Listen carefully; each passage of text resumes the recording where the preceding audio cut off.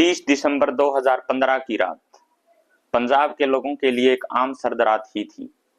लोग अपने घरों में कंबलों में अपने आप को सर्दी से बचाने के लिए आराम से बैठे थे और पूरा देश नए साल के जश्न का इंतजार कर रहा था।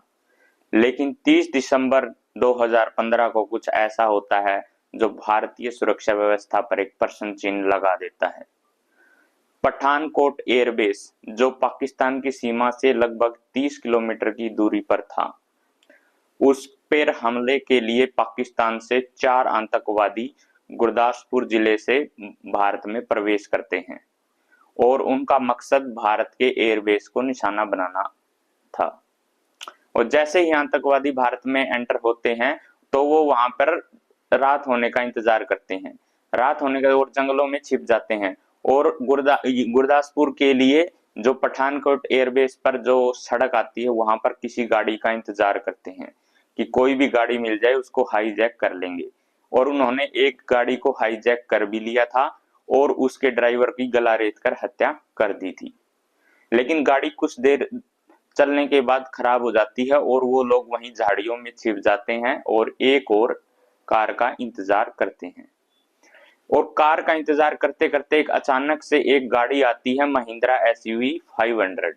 लेकिन आतंकवादियों को बिल्कुल भी भनक नहीं थी कि ये गाड़ी पंजाब पुलिस के एसपी सलविंदर सिंह की थी और उन्होंने गाड़ी को रुकने का इशारा किया। आतंकवादी इतने ज्यादा तेज थे ताकि किसी को भी शक ना हो, तो उन्होंने भारतीय सेना की वर्दी पहन रखी थी और इसी शक में पंजाब के एसपी ने अपनी गाड़ी रोक दी और उसकी गाड़ी उसका ड्राइवर वर्मा चला रहा था।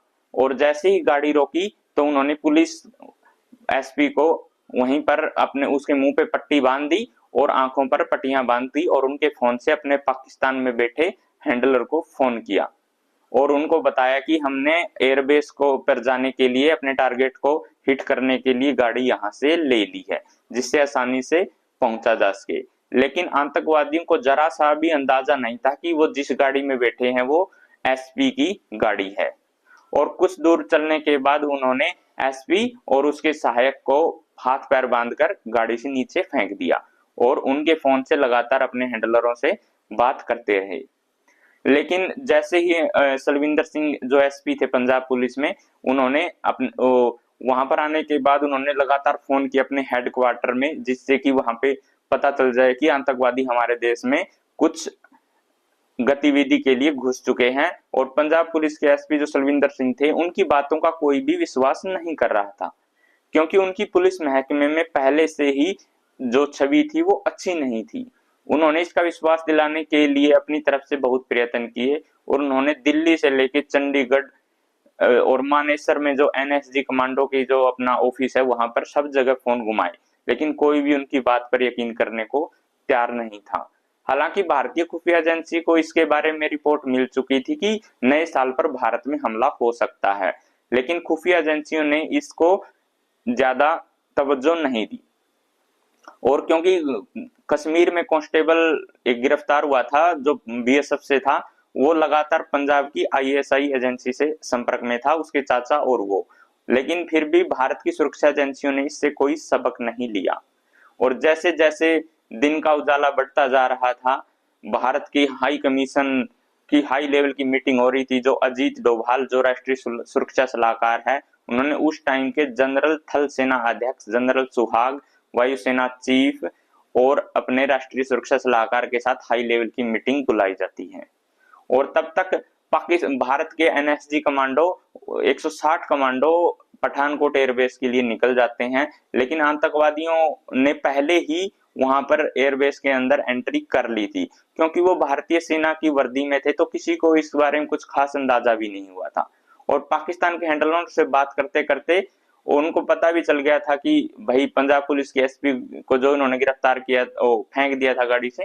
जैश ए मोहम्मद पाकिस्तान का एक आतंकवादी संगठन जिसका सरगना मसूर हजर, जो भारत में 2001 में संसद हमले पर भी जिम्मेदार था, उन्होंने भारत पर आतंकवादियों से प्रेरित इतने सारे भारत में आंदोलन चलाने की कोशिश की, भारतीय नागरिकों को निशाना बनाने की कोशिश की। वो भारत के लिए सिरदर्द बना हुआ था और वो नहीं चाहता था कि भारत पाकिस्तान की कभी भी दोस्ती हो। और जो दोस्ती का हाथ बढ़ाने के लिए नरेंद्र मोदी जी, जिसने पाकिस्तान की पहले प्राइम मिनिस्टर थे जो 2004 के बाद पहली बार पाकिस्तान का दौरा करके आए थे कि भारत और पाकिस्तान के संबंध पहले जैसे हो जाएं, लेकिन वो नहीं चाहता था। इसके लिए उसने ये मिशन प्लान किया था।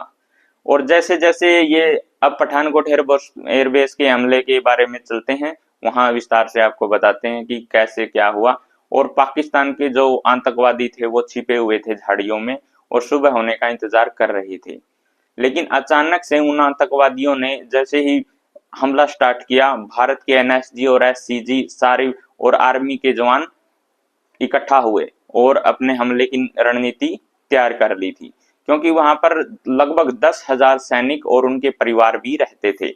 और भारत के सैनिक नहीं चाहते थे कि वो भारत के वहां फैमिली को निशाना बनाए, जिससे उनके साथ बार्गेनिंग, आतंकवादियों के साथ बार्गेनिंग करनी पड़े। भारत का मकसद एक एक आतंकवादियों को ढूंढ ढूंढ कर मारना था।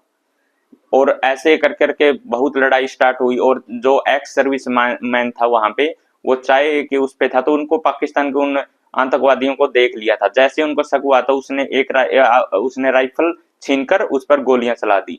लेकिन बाकी के बचे 3 आतंकवादियों ने दोबारा उनको शूट आउट करके वहीं पर ढेर कर दिया। और इससे जवानों को भनक लग गई कि आतंकवादी तो एयरबेस के अंदर ही मौजूद है। और यहाँ से स्टार्ट होती है आमने सामने की लड़ाई। और भारत के जवानों ने इन तीनों को वहीं पर ढेर कर दिया। और इसमें भारत के लगभग 5 जवानों की मृत्यु हुई थी, क्योंकि उन्होंने मेष को निशाना बनाया था और मेष में जो सैनिक मौजूद थे उन्हें संभालने का मौका ही नहीं मिला। और भारत के सैनिक इसको अपनी प्रशंसा मानकर सेलिब्रेट करने लग गए थे। और ये बात दिल्ली तक भी पहुंच गई थी कि भारत ने सक्सेसफुल अपना ऑपरेशन को पूरा कर लिया है। लेकिन भारत के सैनिकों को जरा सा भी अंदाजा नहीं था कि आतंकवादियों 2 ग्रुप में यहाँ पर दाखिल हुए थे और 2 आतंकवादी अभी भी झाड़ियों में छिपकर अपने मौके की तलाश में थे। और कुछ ही समय बाद उन आतंकवादियों ने जैसे ही भारत के जवानों पर दोबारा क्रॉस फायरिंग स्टार्ट की, तो एकदम से एनएसजी के कमांडो को सतर्क होना पड़ गया और वहां पर दोबारा से लड़ाई स्टार्ट हो गई। और इसमें भारत के जवानों के लिए सबसे अहम जिम्मेदारी ये थी, क्योंकि वहां पर अफगानिस्तान, बांग्लादेश, म्यांमार और श्रीलंका के कुछ सैनिक आए हुए थे ट्रेनिंग के लिए। और भारत नहीं चाहता था कि उन पर कोई भी हमला हुए और भारत की विदेशी मीडिया में तू तू हो जाए। भारत के टीवी चैनलों पर सिर्फ एक ही न्यूज चल रही थी, बिग ब्रेकिंग न्यूज के नाम से, कि भारत के एयरबेस पर बहुत बड़ा आतंकवादी हमला पाकिस्तान के आतंकवादियों ने कर दिया है। और भारत ने इसे अपनी कूटनीतिक जीत 4 जनवरी को, और वो ऑपरेशन समाप्त हो जाता है और दोनों आतंकवादी मारे जाते हैं। लेकिन भारत की एनएसजी अभी भी ये मानने को तैयार नहीं थी और वो वापिस उन्होंने दिल्ली खबर करने से पहले ही इसके लिए दोबारा से एयरबेस के चप्पे चप्पे को छान मारा, जो लगभग 200 एकड़ में फैला हुआ था।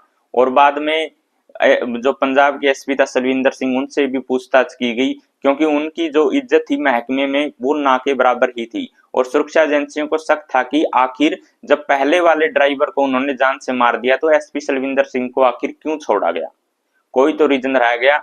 और सलविंदर सिंह भी अपने बयानों से बार बार मुकर गया रहा था, लेकिन बाद में उनको क्लीन चिट दे दी गई। और बाद में इसकी जो जांच थी वो एनएसजी को दी गई और एनएसजी को ये पुख्ता सबूत मिले कि जो कंटीले तार थे दीवारों के ऊपर, उनको काटकर ही आतंकवादी एयरबेस के अंदर दाखिल हुए थे। और उन्होंने अपना पूरा दिन नाले में ही बिताया था, क्योंकि वहां पर जो जूतों के निशान थे वो आतंकवादियों के जूतों से मैच हो रहे थे।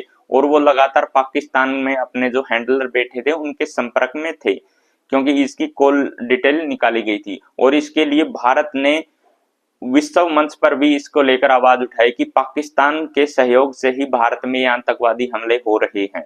भारत ने इसका पुरजोर विरोध किया और भारत के दबाव में आकर आखिर पाकिस्तान ने वहां पर जैश ए मोहम्मद के कुछ आतंकवादियों को अरेस्ट भी कर लिया था। लेकिन ये पुख्ता नहीं था।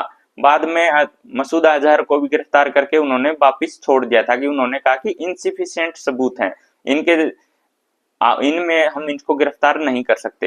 लेकिन भारत ने कहा कि आप यहाँ आकर जांच कर लिए। तो वहां से एक टीम आई कि वहां जांच करनी एयरबेस में, तो उन्होंने जांच में पाया कि उन्होंने कुछ गवाहों के बयान भी लिए कि हाँ आतंकवादी आए थे। लेकिन अपने देश में जाकर वो मुकर गए और कहने लगे कि भारत ने ये हमला खुद से ही खुद पे करवाया था, ताकि इंटरनेशनल मीडिया की नजरों में आ सके।